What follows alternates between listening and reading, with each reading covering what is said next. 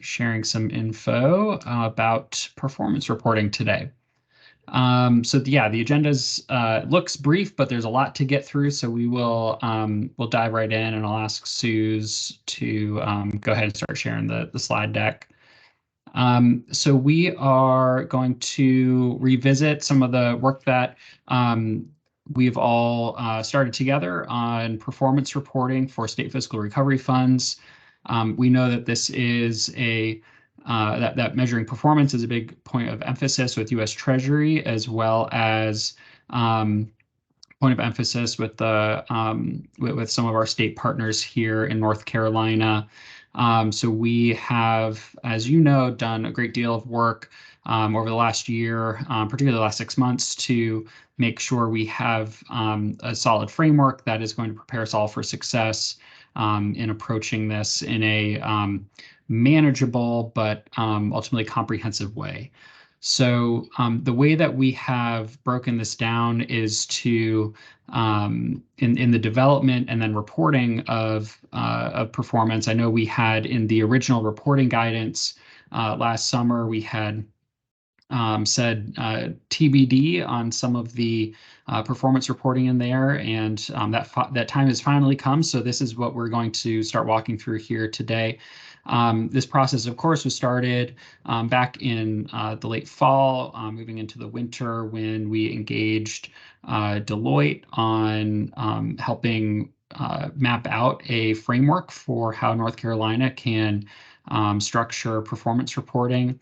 So that's the first item here is really making sure that across all of our state agencies, with how different and unique all of these different projects are, making sure that we have some shared understanding about what we mean by performance reporting, what we mean by KPIs, and so on. So we first approached this with some of that training with Deloitte.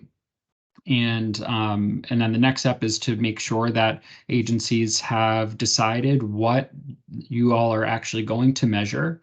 And then sort of the step 3 will be the ongoing actual reporting of the data related to those measures. Next slide, Suze. So we have done that first step. As you'll recall, we worked with Deloitte on some targeted workshops with a pilot set of agencies in late 2022. And then we did about 15 hours of trainings with state agencies earlier this year in person, which is great to see you all. And I thought that those are really fruitful sessions. And you'll remember, and we'll have up on the screen here again in a moment here, the logic models that were produced during those discussions. And so we're going to revisit some of that today to make sure that this hasn't fallen too far in distant memory as we move into the next step, which is going to be a process by which you all, for your various projects, will tell NC Pro what you plan to measure. And so we're going to manage that process over the next month here of kind of establishing, or kind of, we're telling NC Pro what you're going to measure, establishing what those KPIs will be. We don't need actual data at this point, to be clear. We just want to know what the measures are going to be. And then finally, we will get into ongoing performance reporting, which we're planning to have start in July this summer. So, and that'll be when you start to tell us for the metrics that you've identified, or for the KPIs that you've identified in this second step that we're going to discuss in greater detail today. At that point, when we talk about ongoing performance reporting, that's going to be just actually telling us what the measures are as you go. There are going to be some measures that are that based on what you've identified. There are going to be some measures that are going to be quarterly. There may be some that are more semi-annual, and some that are going to be annual, and that's going to depend on data availability and the flow of your projects, and that's all okay. So as I say all of this up front, I don't want there to be a panic that we are requesting 1,000 data points in the next few months here. We are not. We want to work with you closely just to make sure we're on the same page about what you intend to measure. That's the key step here for over the next few weeks, and then that'll set us up for success so that we know at NC Pro what you plan to measure and when, and that we have a system that is set up so that we can tailor the ongoing reporting. The actual reporting instrument would be tailored to the different measures that you actually have due at various points in time. So we're not asking about your annual measure every few months, that we're only asking about that for once a year when you expect to have that available. So hopefully that is clear. If it's not, we'll certainly have time for questions, but want to make sure that the focus of today's discussion is really on this step, establishing KPIs, which my colleagues, Natalie Garrett and Suze Measel, will dive into with much greater clarity and detail here on out. So I'll turn it over to the two of you. Thank you so much, Andy. Hi, everybody. Thanks for coming today. I'm Natalie Garrett, Program Analyst on the Policy, Strategy, and Reporting team at NC Pro. Here's our roadmap for how we're going to proceed. First, I'm going to briefly walk us through a review of the planning tools NC Pro has already provided for helping to guide the performance measure process. Then my colleague Suze Measel will review the upcoming KPI intake survey and discuss survey training and due dates. And then we're happy to field any questions you may have about the process. We're going to be throwing out, some terms which a lot of you may be very familiar with, some of you less so. For some folks, they may mean different things. So we're going to be clarifying what we mean by these terms and hopefully trying to streamline and simplify your understanding a little bit. If you'll move to the next slide for me. So we'll start with a brief refresher of the tools NC Pro has provided so far to help you plan your performance measurement strategy. So here's the logic model worksheet NC Pro shared with recipients a couple of months ago. It's important to reiterate that this model is simply a planning tool for you. It is not a graded assignment and thus is not something that should be intimidating. For those of you who attended the Deloitte workshops, you had a chance to work through your logic models with the help of Deloitte and NC Pro staff. For those of you who weren't at the Deloitte trainings, we hope that you found this model to be a helpful way to conceptualize effective KPIs for your project. And next slide, please. To help you shift from planning mode to actual KPI development, people are in different phases of their project. Some folks already know their KPIs, some folks are still developing them.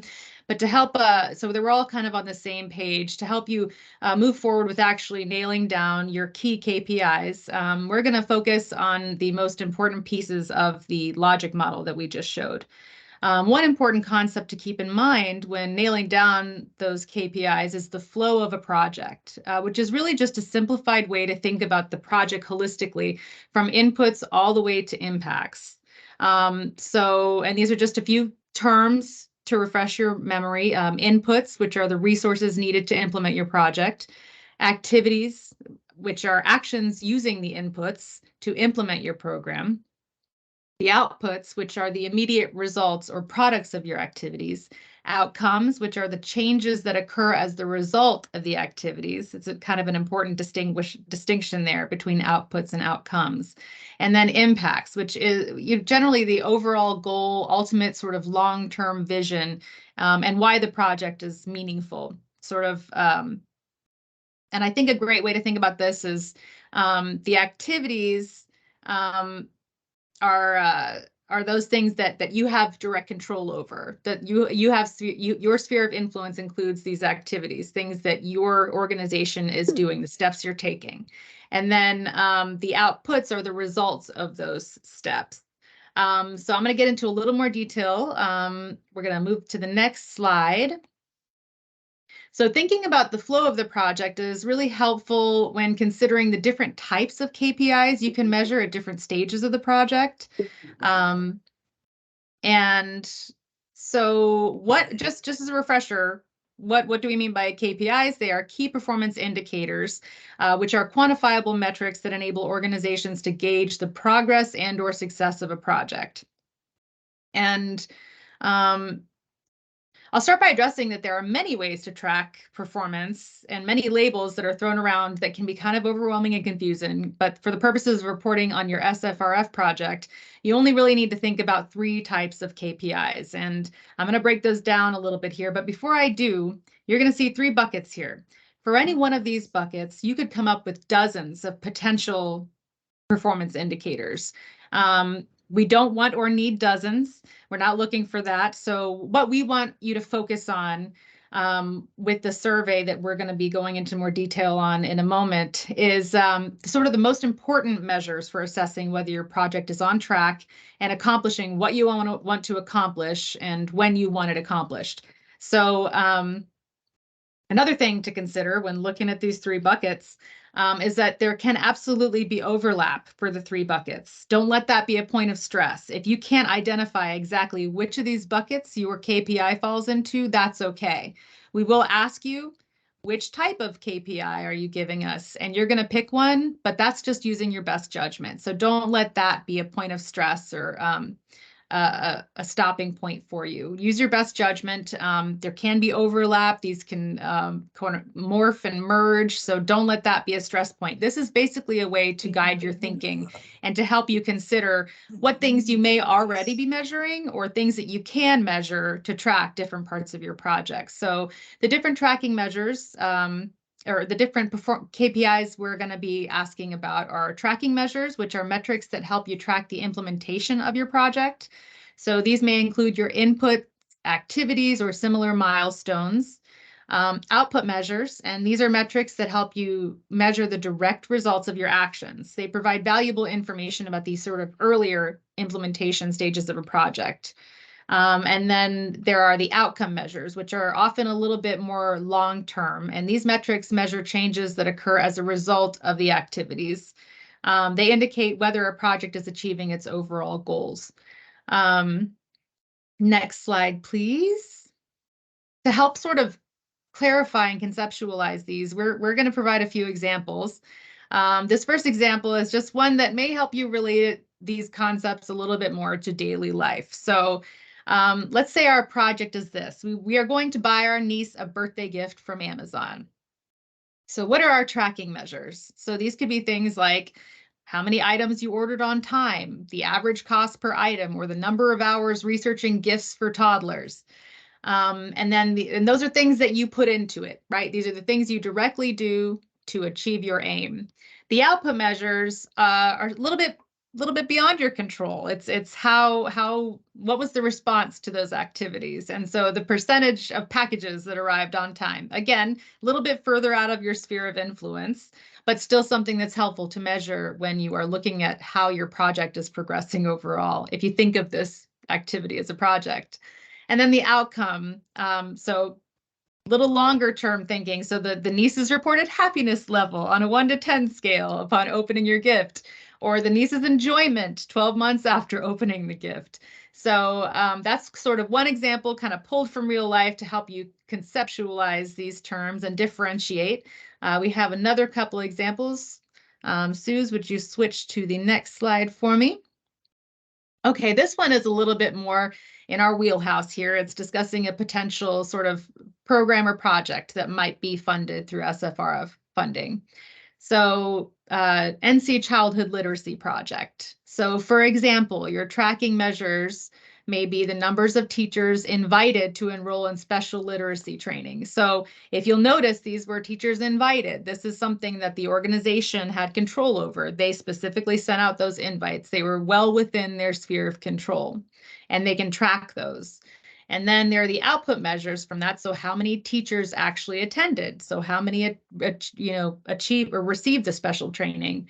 And then the percentage of teachers from Title I schools. So these things may be a little bit beyond your sphere of control, but they're still great measures for tracking how successful your project is and how it's progressing. And then the outcome measures, which would be something like percent of students with trained teachers who took your special course that are now reading at or above grade level. So this is a little bit further down the line, things that you may not be able to measure in the first 6 months, things that maybe you'll measure in a year or further out. So we have one last example to help you kind of think about these. Project 3, our community health center offering free healthy habits workshop. So the tracking measures are going to come from your inputs and your activities. So number of radio, newspaper ads promoting the workshop, vary within your sphere of control. Number of households contacted about this program. The workshop curriculum pieces completed on time. These are all within your sphere of control. Then moving to output measures. So number of people who attend the health workshops. Again, a little beyond your sphere of control, but something you can measure a little earlier on in the project. And then we go to the outcome measures, which are percent of workshop attendees reporting healthier habits 1 month after the workshop, or 6 months, so 3 months after a workshop, or a year after the workshop. These are sort of longer term outcome measures. So I hope that that's helped to provide a little clarity on what these 3 buckets mean. But again, I really want to emphasize, don't get hung up on the buckets. These are ways, use these buckets initially to be like, hey, what are some ways we can think about what data we can measure or what we can report to track meaningful change or meaningful progress towards our goal, and do not get hung up on which bucket. That is very much going to be up to user discretion. And then we will move along. Suze, Yes. I'm going to hand it over to Suze here, and she's going to walk you through the KPI intake survey. Thank you, Natalie. So as Natalie said, I'm going to do a brief walkthrough of the intake survey, which has 8 sections. A reminder that this survey is not collecting performance data. Rather, this survey is going to be covering what you'll be measuring.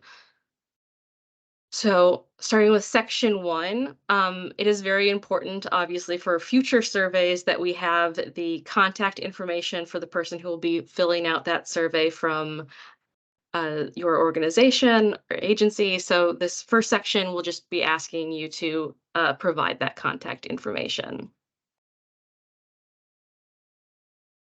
The second section refers to the financial goals of your project, which, as a reminder, are separate from the KPIs. So when do you expect this project to be complete? Can you estimate when 25, 50, 75, or 100% of SFRF dollars will be obligated? Same question for expended. If some of these markers have already been met, those will be pre-populated, but you'll be given a drop down and able to select by quarter for this section.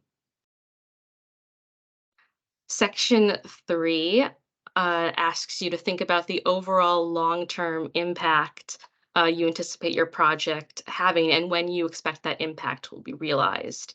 Again, there'll be a drop down which will ask you whether or not you think it'll be earlier than 2 years, 2 to 5 years, or more than 5 years. And again, it's just a best estimate. Survey section 4 asks you to think about the geographic scope of your project. So whether or not it only affects specific categories or if it's a statewide project. What is the area that your project is intending to impact? And you'll be able to select as many counties as you want, again, from a drop down. Survey section 5 covers project inputs and activities. And again, we invite you to refer back to the guidance materials, which provide definitions of inputs and activities. So your inputs being the resources needed to implement a project, and your activities being actions using inputs to implement a project. So listing out the major ones. You don't have to put all of them, but the ones that you think are really like the meat of your project. Section 6, this is where the KPIs are crucial to understand. This is where you'll be naming which KPI you're using, what type of measure it is. So again, we invite you to refer back to the definitions of tracking measures, output measures, outcome measures. Again, use best judgment. If this is anxiety producing, just pick the one that you think best fits based on these definitions.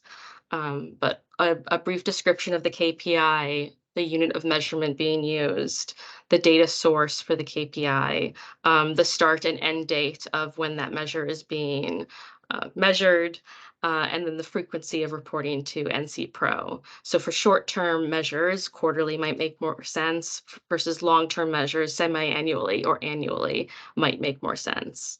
And then we also have questions about whether or not the KPI measures equity, which is defined by OSBM as ensuring opportunities, access, and impacts are not determined by race, ethnicity, gender, language, socioeconomic status, religion, or ability. And then if this KPI measures equity, there's also a question about how this KPI data is disaggregated. Is it by race, income, geography, et cetera? There's a lot of different ways KPIs that involve equity can be disaggregated. Section 7 asks you to evaluate the long-term project impacts, or rather it asks you if you will be evaluating the long-term project impacts, and if so, are you interested in collaborating with NC Pro or agency partners in the evaluation? Finally, Section 8 asks if you have any additional thoughts, concerns, or questions that you have regarding your KPIs. Okay, moving on to the due dates. This initial intake survey that I just covered, we aim to send it out the week of May 1st, with the responses due May 19th. And then the ongoing performance reporting is planned to open in July. Be sure that you don't miss the survey. We did have a couple of people during the initial process of sending out a sample survey have the survey sent to their junk mail. You can avoid this by hopefully adding @smartsheetgov.com to trusted sender list in Outlook. You should also be on the lookout for emails from your grants manager, and be sure to check your junk folder in Outlook. NC Pro will be providing support on the performance planning and using the KPI intake survey. Starting May 9th, we have a May 9th session at 2 p.m., May 12th at 10 a.m., and May 16th at 1 p.m. We'll be emailing you all with details following this meeting. And I will end with inviting questions. Yes, this is Catherine. I have a question if you don't mind. Go ahead, Catherine. On section 4, when you're asking the question of what area of North Carolina does your project impact, I just want to be clear because for us, we were required to work in Tier 1, Tier 2 counties designated as of from the Department of Commerce in 2020. So would my I guess would my answer be a list of or looking at those counties to see how many people we impacted there, or our outputs for those counties? Is that what you're looking for there, or just the county list of the counties? Just a list of the counties for now, like okay. That's what we're looking for now. Right now, we're just trying to gauge what folks are going to be measuring. We're not asking you to provide any data at this point. Oh, that's right. That's going to be later in the summer. I know it's tricky. It's tricky to wrap your head around. This is the first step. This is where we're asking folks, what are you going to measure and how? And then later on, in a few months, we're going to be focusing on starting to help you, sort out what data you're going to submit when you're tracking those. So for this question, you would just select from the drop down. It's got all the counties, or it has a statewide option. You're just going to select each county that you're working with. Okay, yeah, because it's a statewide thing, but specifically for Tier 1, Tier 2 counties. Yeah. Okay, so you and I have one other question, if you don't mind, before we go to somebody else. On number 6, on the equity piece, ours is not specifically equity related, but we can provide data on the race, ethnicity, and things of that nature. So is that something that I would put no, because technically the the money is not focused on that piece? The intent with this, so equity is a major point of emphasis with U.S. Treasury and a priority of the governors in ensuring that there are equitable outcomes with the use of SFRF. So we're not requiring equity measures, but we want to know when there are KPIs that lend themselves to that type of analysis. So if you do have one of your KPIs that, like you're saying, yeah, we could absolutely provide this information broken down by race, ethnicity, geography, language access, yeah, like any number of kind of dimensions. We would our ask of you is that you do that, even if the project itself may not be explicitly designed to address equity gaps. We want to understand how these funds are being used. And identify opportunities to assess how equitably funds have been utilized across these various projects. So if you have the ability to, we would hope that you're able to identify that here at this stage. This won't be the last time we're talking about performance and KPIs with you all. So if there's something, so if it can be, if there's a measure that can be broken down into those dimensions to as a potential equity measure, I would just say yes on that here. And if you have concerns about sort of on like how you do that on an ongoing basis, or you're not set up to do that properly at this point, but maybe down the road you would be. That's why we have that last question in section A. It's just like, what are your like general thoughts on KPIs and all of that, and you can note that there. And of course, we will the reporting team is going to be working with grants managers on this engagement on an ongoing basis. So it's going to be an open conversation. We fully expect also there may be KPIs that you all identify at this step in the process that we get 18 months down the road and you say, you know what, this metric just isn't working, and we need to make an adjustment. So all of that's to say, sorry, long-winded response. I'm sort of having some other thoughts here. So for does this KPI measure equity? It doesn't need to be the sole purpose of why you have that KPI. If it can measure equity, we would like to know that. And again, you are not absolutely tied to every single thing that you are providing in this survey. We want to know where you all are with your performance planning, what to expect for what you are planning to measure. And then this just really triggers the process so that we know what to expect while engaging with you all for the ongoing data collection and analysis over the next few years. Okay, thank you very much. Appreciate it. Thank you for that question. I think that it may be useful for us to even consider reframing that, to ask folks just generally if they're how their data is disaggregated generally, whether it's related to performance or sorry, equity or not, because that would be a helpful tool. So thank you for that question. That helps us better the survey.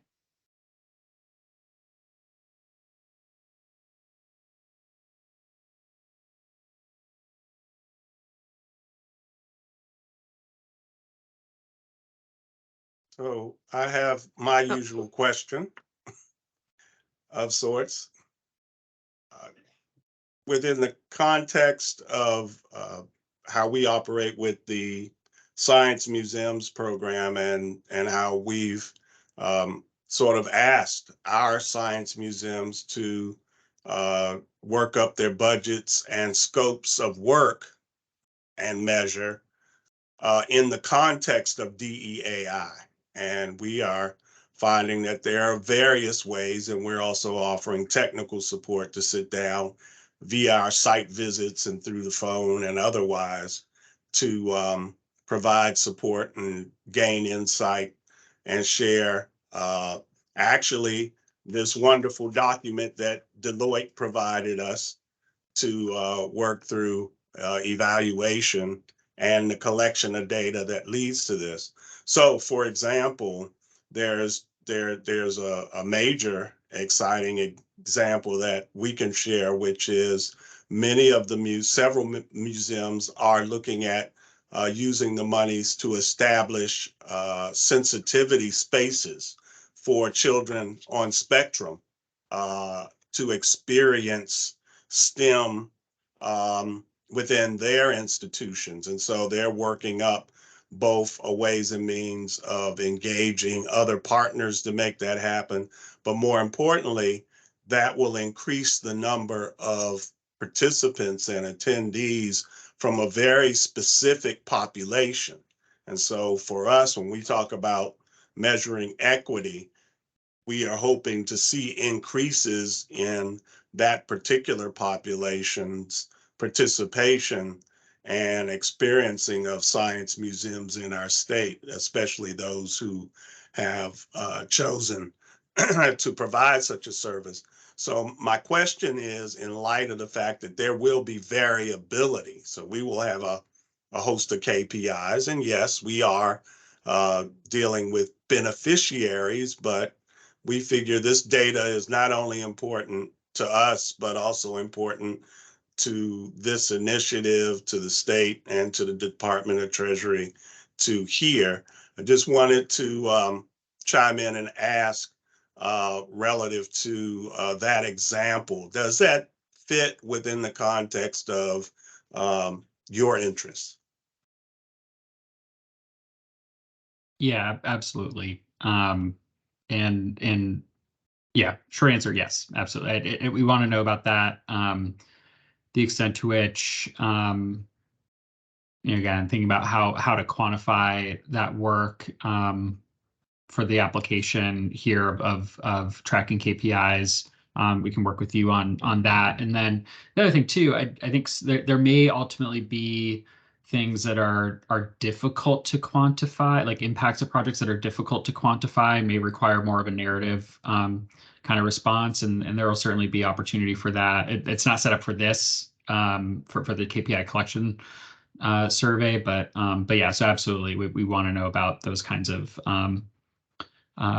strategies, particularly related to DEAI.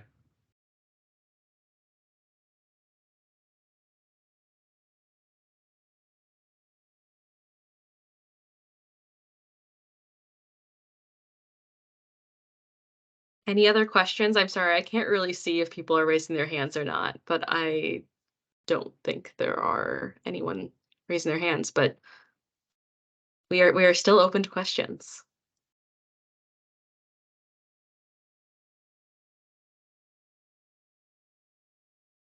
Okay, well then, since we have time, I'll take up some of the time real quickly.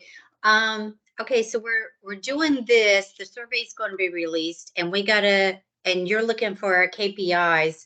And I know you mentioned it here somewhere, but tell me again, when do we need to have our KPIs designated or put together and submitted? What's the time frame? The 19th of May. Thank you. Yeah, I thought I saw it. Okay, thank you. No problem. Follow-up question. Within the context of the survey, how many KPIs per agency or institution is the survey going to be able to handle? Should we be singular in our thinking, or should we think more broadly? So the survey is built to accommodate up to 10, but if folks have more, then we absolutely will just work with you individually. I know that these projects vary wildly, as I'm sure everyone knows. So generally, I think people may have 3 to 7. Seems to be sort of an average that's discussed a lot in literature, but we provide room for 10. If you have more, we are very open to that. And we will work with you to facilitate that and make that a really smooth reporting process. Yeah, if I can add to that, Natalie, the logic model worksheet that folks worked on with Deloitte, fully recognize that there are going to be a lot more than 10 like entries, 10 bits of information listed out on there. That's totally fine. And you may very well want to track all those things. For NC Pro and our purposes, we really want like what are truly the key performance indicators? What are the things that you would identify as most consequential to determining big picture the success of these projects or the performance of these projects. So if that is, you know, 2 measures for your project, that's fine. But if it truly is, if there's a complex project and, you know, it requires 15, 16 KPIs to be reported regularly, we'll accommodate that too. So this is very much a choose your own adventure. We built it in up to 10 just because we thought that would accommodate the bulk of the different SFRF projects. But just wanted to say, like, we don't need, this isn't like a spaghetti thrown at the wall kind of exercise. Like we really do want to have a clear sense of what are the most important things that are that you are tracking that are going to have, you know, real consequence on how on track your project is, and then what is happening in the field as a result of your work.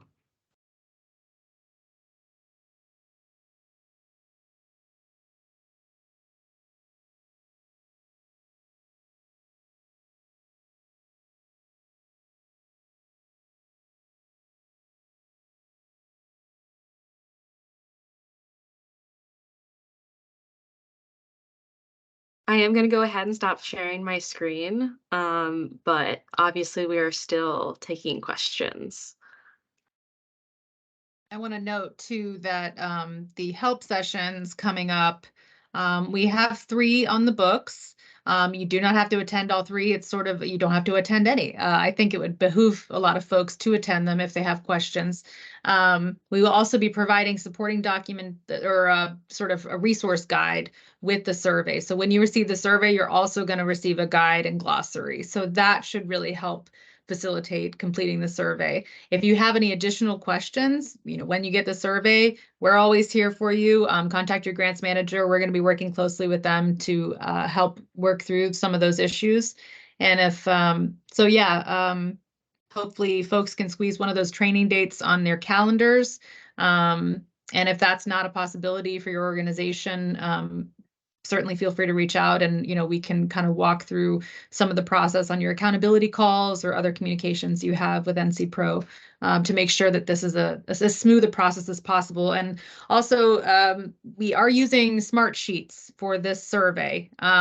After some analysis of several different sort of tools for getting this job done, that was the top of the list for several reasons. It really facilitates data collection. But that being said, the survey tool itself is a little clunky. It doesn't have some of the skip logic and things that some other survey tools may have. So bear with us. The good thing about this is that everything you enter into this survey, that data goes straight into the smart sheet. And then next time, you know, when it comes to gathering your data, we can pre-populate a lot of stuff for you. That's the beauty of this tool, is that it works really closely with the smart sheet that has all the information that we've been gathering from you thus far. So we'll be able to pre-populate things like when 25% of your obligations were met, or when you know.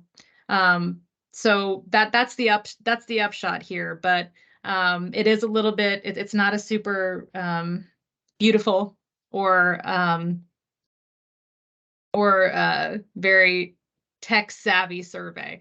It's pretty basic functionality, but it gets all of the data that we need, and it stores it for you, which I think is going to be really helpful as folks move through the survey.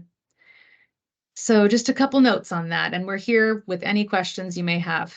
And those upcoming help sessions are really going to focus on the logistics of, okay, so I get the survey in my inbox, now what, you know? So if you have any questions along those lines, we will absolutely be covering those in those help sessions. And Steve has a good question here about the overlapping time frame with the usual monthly expense reporting, along with then the KPI intake being due at end of that week. So, there's certainly time in between. It's not a lot of time, and that's going to affect different agencies and different projects differently, depending on the scope and number of projects that you have. So I would just be sure to communicate with your grants manager that the 19th, the deadline of the 19th, that's not dictated by U.S. Treasury or the legislature. We wanted to try to maximize the amount of time between the KPIs being submitted to NC Pro, so we can make sure that we're going through that, making sure our systems are set up well to accommodate that ahead of then July actually starting to collect the metrics. So if your agency is going to need a little bit of extra time, communicate that with your grants manager.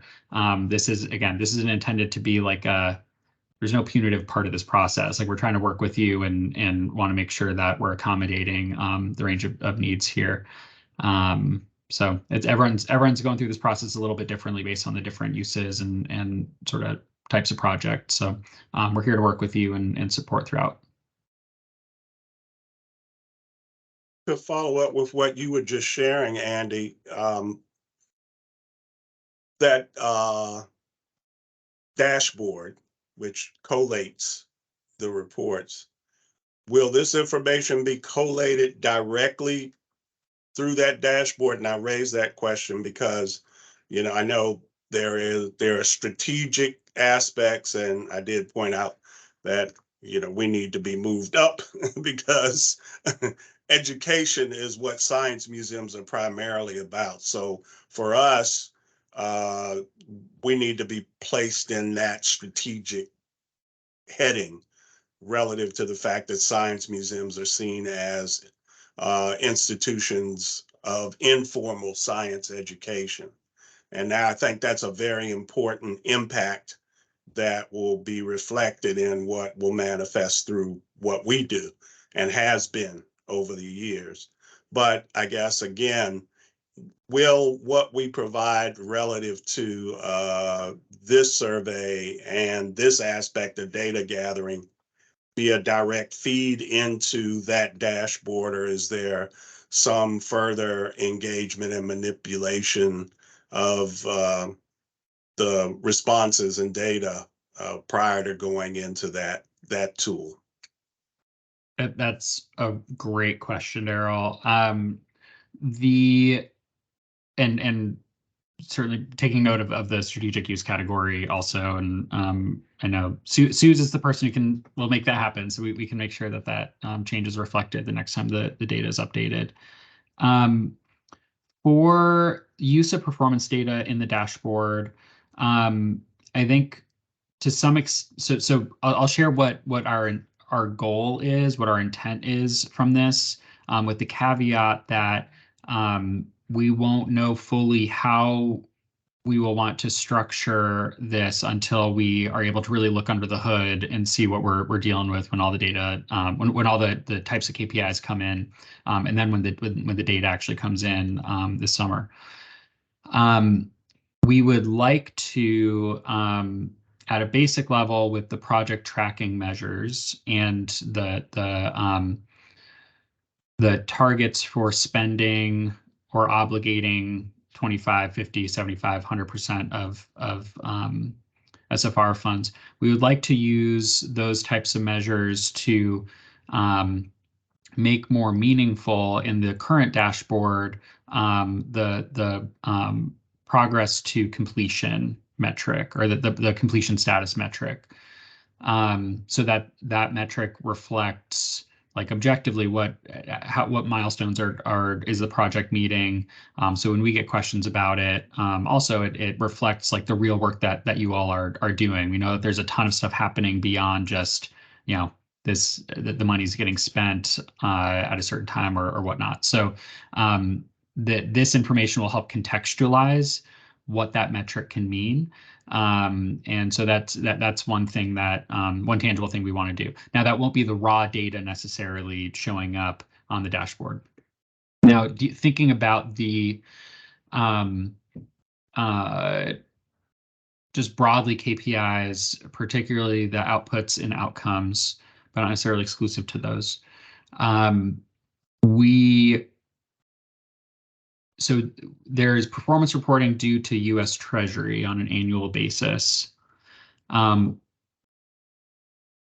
It's going to be unwieldy, I believe, to include 100% of this information on the written report that we have to submit. So what we would like to do is to pull the performance information into a dashboard format that we would link to from the actual written report, from the performance report that we submit. So that the information for the projects are available. There are a handful of projects that we have to submit detailed information on to U.S. Treasury. The quote unquote major projects based on what Treasury details for that report. But I think what remains to be determined is how much what needs to go into actually turning the data that you all submit to NC Pro into a usable, meaningful, and accurate dashboard that truly reflects the work that that you all are doing. So ultimately, that we intend for this to be largely publicly facing information. We want to make sure that the metrics and the KPIs are our vehicle to really celebrate the important work that's being done with these funds. But the specific format of that and then the process and timing, I think, is what what we need to look under the hood with beforehand. So there will be some version of it that'll be public facing on a dashboard. We're just not 100% there yet to say this is how it's going to show up and this is when it's going to show up, and it's going to be absolute, raw data versus, there's some of this that we'll need to, based on the capabilities of the platforms we're using for the dashboards. There may be a little bit of standardization we need to do, or normalization that we have to do across the different projects. So, for example, perhaps instead of saying, this project with the Amazon packages arrived all on time, great. We have this Amazon project and a community health project and a reading project. The metric that we may end up having on a dashboard is percent of metrics reached, or that kind of thing, where we can kind of standardize across projects. So that's the thinking. Again, being super transparent on this right now. None of that is finalized, but that's where the conversations have been, and would certainly invite from you all input, because the other thing with the dashboard is, like, it's interesting to us, like, we're going to do analysis and all of that, but like this really should be valuable to you all as well. So if there are particular bits of information or different ways that you would like to see your performance measures represented or reflected, like, we want to hear about that, because all of this is intended to be a shared tool with you all. So hopefully that answered. I know it probably answers more than what you asked, Daryl, but I wanted to share a little bit of the context for how we're coming into it, because it is a little bit of a moving target still until we have all the data that we can really vet and then structure in a way that all makes sense in a dashboard format. And some good news to add to that is that this is not your only shot to share your story, to share the impacts of your project. We were discussing that, KPIs are great, but they're very focused on, ongoing quantitative values that can be measured sort of regularly. And we were discussing ways to, in the future, capture less quantitative, more sort of qualitative, or more stories that would be better, or impacts that would be better captured by story. And we have an amazing communications team. And for folks who haven't gone to our site and seen some of those stories that our communications team has put together just on SFRF projects and their community impacts, actually going to the communities, talking to the people, getting pictures, getting stories, getting quotes. So don't look at this as your only shot to tell your story. What we're looking for with KPIs, what we're looking for with KPIs is something that's measurable, something that you have the capacity to measure or that you plan to measure, something that you can report to us regularly, either quarterly, semi-annually, or annually. But don't lose track and don't think we've lost track of those other stories and other impacts. And this is not your only shot to tell that story. So don't put that pressure on yourself when developing your KPIs that, wow, this is going to be public facing. We have to tell the whole story with these KPIs. That is not the case. So just know that we will be following up and capturing a lot of that other. And we're open to ideas also for how folks want to share their stories or how they think we could emphasize important stories and important projects like yours, Daryl. So thank you for that question. And I just wanted to add that piece of good news.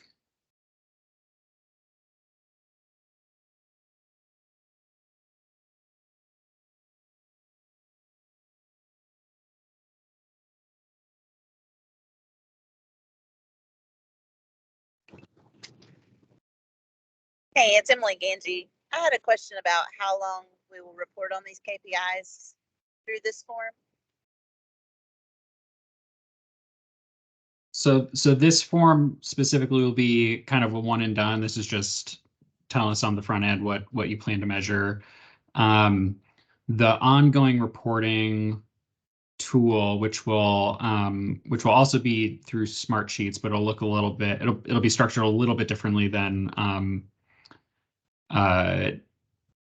what is in this intake form.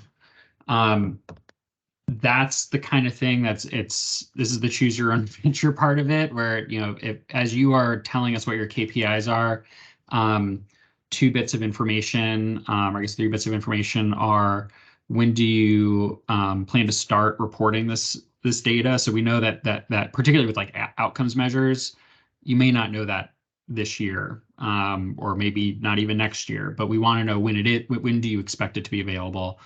So there would be a start date and an end date for each KPI that we're asking you to estimate. And then the other piece is the frequency.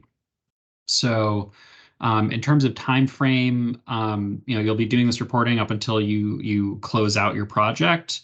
But the actual the survey instrument itself is we're setting up a process that is dynamic to reflect the measures that you still are reporting on throughout the project, knowing that there may be some KPIs that maybe kind of reflect major milestones in your implementation of the project, but may not be on things that would be conducive to ongoing reporting. And there may be things that come online kind of later on in the process as you're measuring stuff a little farther down the road. So the short answer is you'll be reporting on this stuff up until you close out. Completing your performance reporting is part of closeout. But the kind of quarter to quarter things that you'll be reporting should reflect the data that we are actually expecting from you based on what you've told us in this intake form. Based on it should reflect what metrics we are expecting from you for that quarter based on what you're registering with us with the intake form. So for this initial form, we should assume that we'll be reporting on these KPIs until we've encumbered all our funds and close out the grant. Until you've spent all your funds and close out the grant, yeah. Encumbered and spent.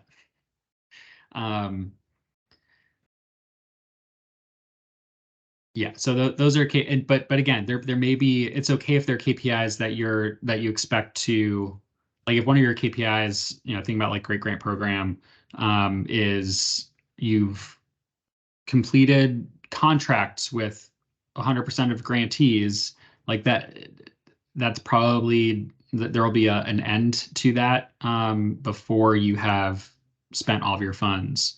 So it's okay if there are end dates for your KPIs that are before your estimated completion date. And similarly, it's okay if there are KPIs that start later than stuff that's already happened at this point.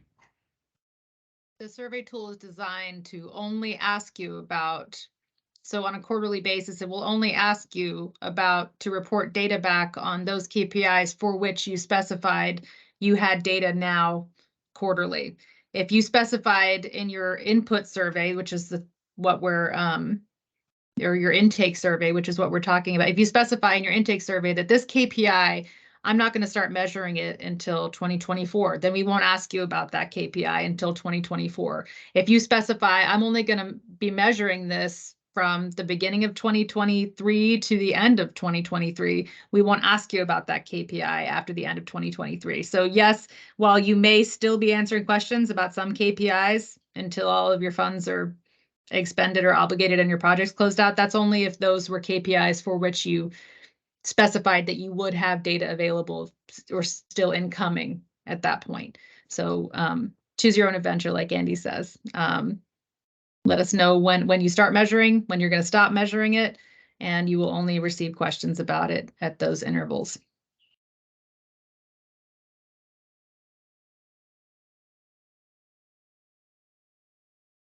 This is Stephanie McGarry. I just wanted to comment on Emily's question and some of the others we've gotten.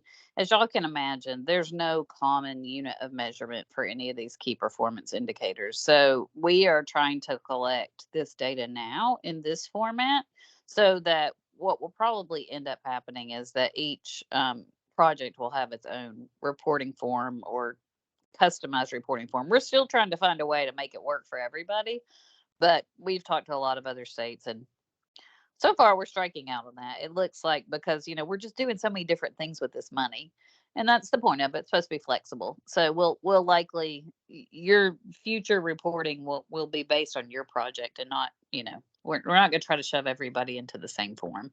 It's just turned out to be a lot more complicated than when we first started talking about this.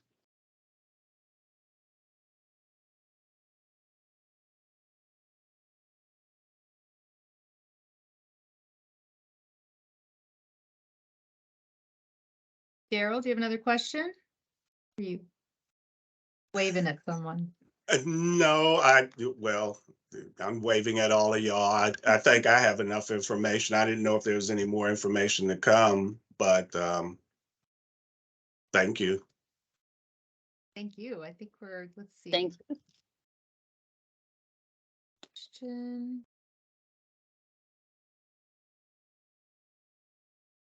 Yeah, so Steve asks, what about projects that have already spent all the funds and the KPIs are being developed long after the funds have already been spent? So yeah, there are a number of projects where that is the case, and there are a number of projects that are, pretty much all projects have already, nearly every project has started its work and has obligated funds and spent funds and started to make progress on what you may identify as KPIs. So the first thing that I mention is I'm looking at Youngjin and Hank with who do our magic coding on the database team. We obviously know through the monthly reporting who has obligated and spent 25%, 50%, 75%, 100% of the money. So as I understand it, we'll be able to pre-populate that information based on the actual historical data for that section of this survey when we're asking about when you think you'll have met those milestones. For all of this, this form is still just going, or this survey is still just going to be the KPI intake, where you're telling us what you are later going to provide us actual data for. So it would be, you're providing the overall KPIs now, and then you will provide the actual data that are available for those KPIs at a later date. If you're ready with those now, and I imagine many of you are, as we are, like Stephanie said, as we are working through the mechanics of a survey that can be dynamic to accommodate all the many different uses and needs for this type of performance reporting. We'd love to hear from you and work with you to continue vetting some of those tools as well. Sorry. I believe that the survey, so I need you to think of this as two different reports or surveys. This is the intake survey, again, where we're just collecting, you're telling us what you're going to measure. You're not telling us what all you've measured yet. You're not giving us the data. You're just telling us what you're going to measure. The follow-up surveys will be those where you actually report the data on the KPIs to us. And those the intention is to build in a capability where you can back report. So if in the intake survey you say, I started and finished in 2022, that's fine. That's great. That's great. What we'll do in that in those initial surveys where we're asking for the data, we'll give you a way to just dump all the data that you've already collected for each KPI. That's the intention, is that's what we're still working on, is a survey that will accommodate, backtracking and reporting data that's our occurrences that have already happened, and then facilitating regular reporting at intervals moving forward for those projects that are still achieving their milestones and still hitting their KPIs. I know we're past time, and so just want to thank Andy, Natalie, and Suze for this presentation, and thank each of you for taking time to meet with us. And if you have any additional questions, please reach out to your grants manager or Andy, Natalie, or Suze. We will follow up with the PowerPoint and recording, and next week you'll receive the KPI intake survey. So I hope each of you have a wonderful afternoon. Take care. Thank you so much. Bye, everyone. Have a great day.